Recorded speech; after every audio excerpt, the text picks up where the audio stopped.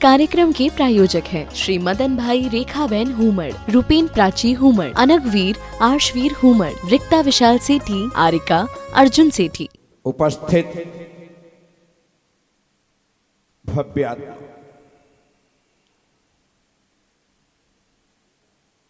आचार्य कुंद कुंद स्वामी रेण सार जी की 27वीं और 28वीं गाथा में लोभी, कृपण, कंजूस, जो दान करता है उसका दान निरर्थक।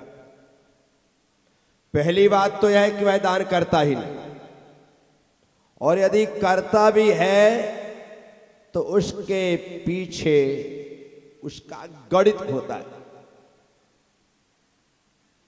100 देने से 1000 मिलते हैं तो दे दो,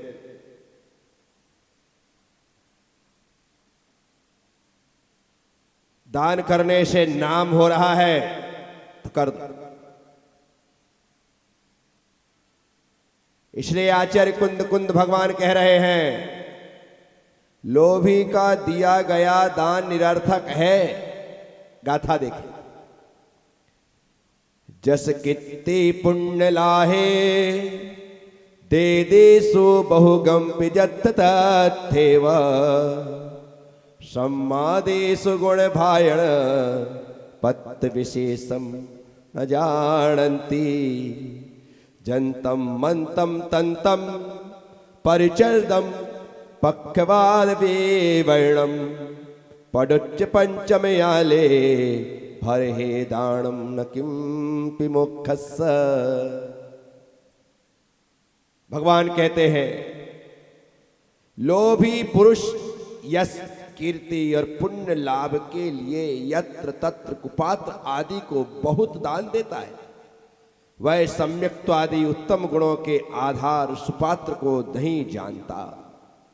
इस पंचम काल में भरत क्षेत्र में यंत्र मंत्र तंत्र और सेवा परिचर्या, पक्षपात, प्रिय वचन और प्रीति के लिए दिया हुआ कोई भी दान मोक्ष मार्ग का कारण नहीं। आचार्य उमा स्वामी महाराज तत्वार्थ सूत्र जी में दान की डेफिनेशन देते हुए कहते हैं, स्वश्चाति सर्गो दानम।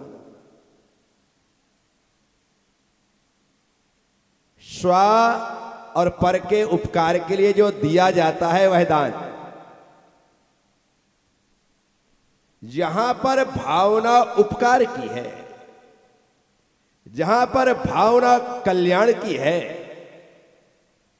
जहां भावना सिर्फ और सिर्फ हित की है, आचार्य कहते हैं वही दान तुम्हारे लिए कल्याण करे। यदि दान देने के पीछे नाम की इच्छा है तो आपने वह दान नाम के लिए दिया है, मोक्ष के लिए नहीं दिया है। दान के पीछे आपका यह भाव है कि मेरे 1,50,000 देने पर यदि मेरा नाम होता है, मेरी तारीफ होती है, मेरा नाम लिखा जाता है तो दिया। आचार्य कह रहे जस कीर्तिम, यश कीर्ति के लिए। हाँ भाई, मैं नाम तो दे रहा हूं मेरा, लेकिन नाम बराबर तरीके से 4-6 बार बोल देना, बोर्ड पे लिखवा देना, अखबार में आना चाहिए, तब मजा आएगा कि मैंने कुछ दिया है। याद रखिए, दान छपा कर नहीं, छुपा कर देना चाहिए। प्रदर्शन की चीज थोड़ी है। हम 4 प्रकार के दान की बात करते हैं। लेकिन 4 प्रकार के दान के बाद जो 5वां दान है ना, उसका नाम है गुप्त दान। उसका नाम क्या है? 4 दान तो आप हे स्वामी नमोस्तु पड़गा करके, चौका लगा करके दे रहे हैं। आहार दान, औसत दान प्रदान कर रहे हैं। ज्ञान दान भी माइक लगा करके दिया जा रहा है, जोर जोर से बोल करके दिया जा रहा है। अभय दान, जीवों की रक्षा भी जरूरत पड़ती है, तो हम पूरी दौड़ धूप करके, भागम भाग करके जीवों की जान बचाने का प्रयास पुरुषार्थ करते। लेकिन इन दानों में एक दान, 5वां दान, जिसका नाम गुप्त दान, किसी भी दान को डंका पीट करके नहीं देना है। देने के बाद छाती नहीं ठोकना है। डंका पीट करके देना भी नहीं है और छाती ठोक करके कहना भी नहीं। क्या? डंका पीट करके देना नहीं और छाती ठोक करके कहना नहीं। आचार्य कहते हैं ये हाथ दे तो इसे पता नहीं चलना चाहिए दिया गया है। ये हाथ दे तो इस हाथ को पता ना चले। इतना गोपनीय, इतना गुप्त दान हो। किसान खेत में बीज फेंकता है ना, फेंकता है, परंतु उस बीज को भूमि के अंदर रखा जाता है। कहाँ रखा जाता है? भूमि के अंदर। भले वो 1 इंच नीचे हो, लेकिन होना नीचे चाहिए हो। आधा इंच नीचे हो, होना नीचे चाहिए। ऊपर होगा तो पक्षी चुग जाएंगे। आधा इंच भी नीचे चलेगा दाना। जब किसान इतना छुपा करके देता है ना जमीन को, तब जाकर के जमीन उस गुप्त दान के प्रभाव से किसान को 1 दाने के 1000 दाने बना करके देती है। ये सीख है। किसान ने दबा करके दिया, छिपा करके दिया, किसी को पता ना चले, ऐसा करके दिया,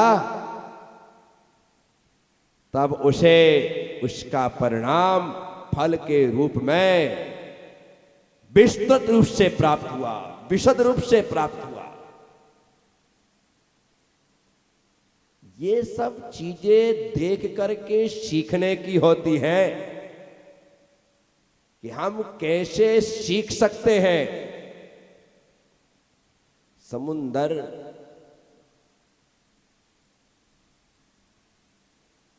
आकाश को अपना जल दे देता है और आकाश उस खारे जल को भी इत्मीनान से ले लेता है। क्या? समुद्र का जल मीठा या खारा, और वह आकाश, वह बादल उस खारे जल को ले लेता है। लोग कहते हैं दान देने वाले तो किस प्रकार से कमा रहे हैं, क्या कर रहे हैं, उनकी पाप की कमाई है, कैसी कमाई है, इसे देखो। दान देने वाले ने दान परमार्थ के लिए दे दिया। किसके लिए दे दिया? खारा पानी समुंदर ने आकाश में दे दिया, और वह आसमान खारा पानी लेता है और लेकर के मीठा बनाता है। क्या?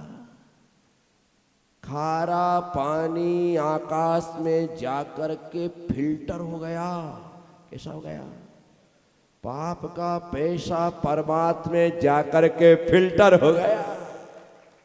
ऐसा हो गया क्योंकि धन को कमाने में किसी ना किसी तरह का पाप हो ही जाता है। आचार्य इसलिए कहते हैं दान करते रहो, क्योंकि दान करने से पाप का प्रायश्चित होता है। दान करने से ये निकलते जाना चाहिए। मैंने एक दिन कहा था ना, कुएं से पानी यदि ना निकाला जाए तो पानी सड़ जाता है। आपकी सिंटेक्स की टंकियों में यदि पानी भरा रह जाए, निकाला ना जाए तो सड़ जाता है। बारिश के दिनों में यदि आपके घर में छज्जे में कहीं प्लास्टिक आदि के कोई पात्र रखे हों, उसमें पानी भर जाए तो वो पानी सड़ जाता है। पानी बराबर तरीके से निरंतरता को लिए हुए होता है तो शुद्ध बना रहता है। पानी के शुद्धिकरण में और कुछ भी नहीं है, बराबर तरीके से निरंतरता। चाहे आप आरओ में देखो ना तो निरंतरता है। फिल्टर होने का काम क्या है, उसको निरंतरता दिया जा रहा है। बराबर तरीके से जब सर्कुलेशन चलता है तो अशुद्ध बना रहता है। हमारा ये शरीर है ना, ऊपर से नीचे तक ढेर सारी पाइपलाइन डली, छोटी बड़ी। क्या यतीश जी, नीचे से यहाँ अंगूठे से लेकर के यहाँ सिर तक इतनी सारी पाइपलाइनें हैं कि पूछो मत। कोई छोटी है, कोई बड़ी है, जिसे आप नसें कहते हैं। क्या कह रहे हैं? पूरी ये सारा का सारा ड्रेनेज सिस्टम है भीतर, वो फिल्टर होने के लिए यहाँ से लेकर वहां तक चल रहा है। ड्रेनेज के लिए तो हमारे नवद्वार बने, क्या वापस आप मल को बाहर निकाल।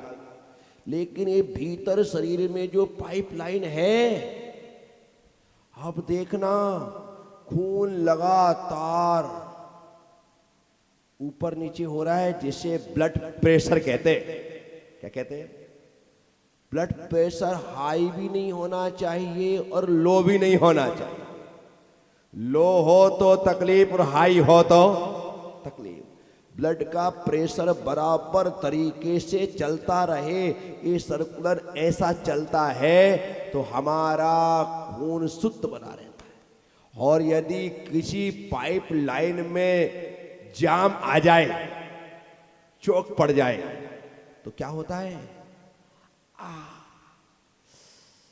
पसीना छूट जाता है। जरा सा आपको आपके किसी भी फंक्शन में ब्लड जम जाए, यहां तो मामला ही अलग है।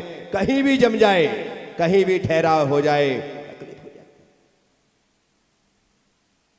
इसलिए तो ये मालिश वालिश होती है ना, इसलिए होती है कि कहीं आपका सिर भारीपन लगने लगा है, तो आखिर सिर भारी क्यों लग रहा है?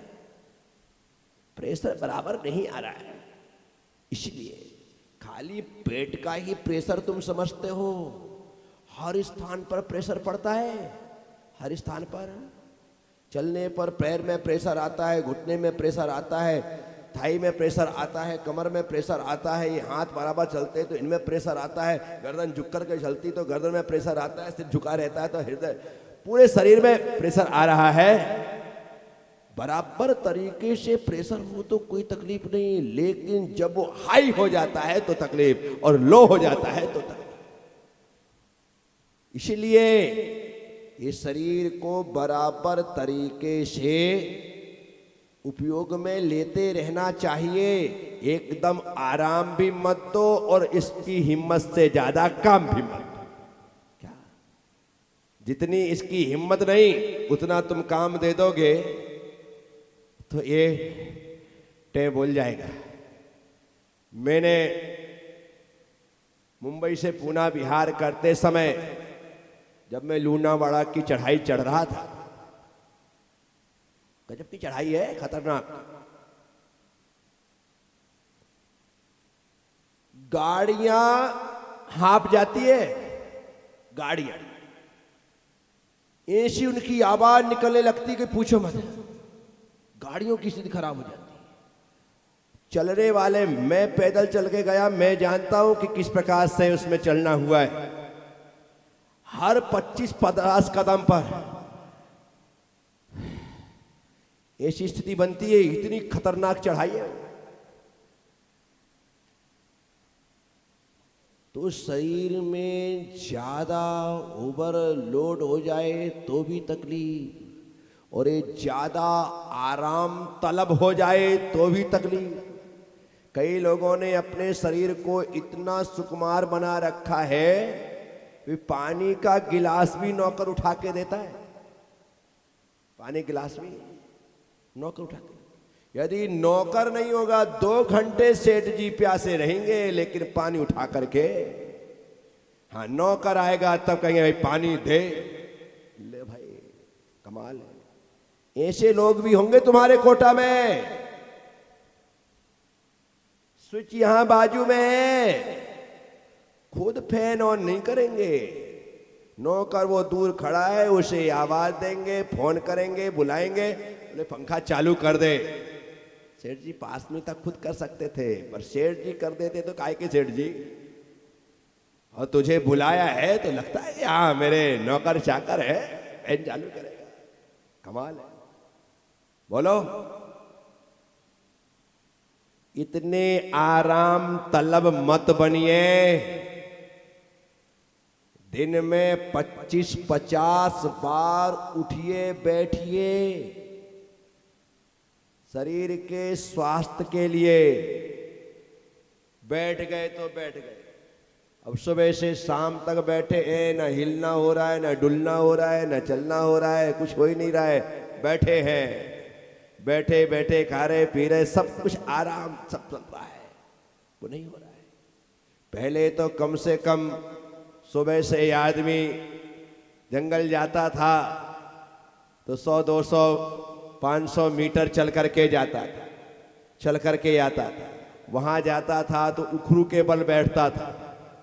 उखरू के बल बैठने के कारण से बराबर तरीके से पूरा शरीर में तनाव होता था, क्योंकि पूरे घुटने के बल बैठना है, पंजों के बल बैठना है, और उन पंजों को, घुटनों को, अपने पूरे शरीर का 50, 60, 70, 80 किलो का वजन उस समय 5 मिनट 10 मिनट तक पूरा घुटने और वो सहन करेंगे। अब देख रहे हैं आप घुटनों की मजबूती कैसे होती थी। अब आजकल तुमने अपने घरों में कुर्सियां लगा ली क्या, और कुर्सियों में इत्मीनान के साथ बैठते हो। ना पंजों में दर्द है, ना घुटने में दर्द है, ना थाई में दर्द है, ना कहीं है, इत्मीनान से बैठे। अब इतने अच्छे से बैठे हो तो करने में भी आधा घंटे लगा दो तो कोई बड़ी बात नहीं है, सुकून है भाई। कोई वहां पर मोबाइल भी चलाने लगे, वहां पर फेसबुक भी करने लग जाए तो कोई बहुत बड़ी बात नहीं है। इस कार्यक्रम के प्रायोजक हैं श्री मदन भाई रेखाबेन हुमड़, रूपेन प्राची हुमड़, अनगवीर आर्शवीर हुमड़, रिक्ता विशाल सेठी, आरिका अर्जुन सेठी।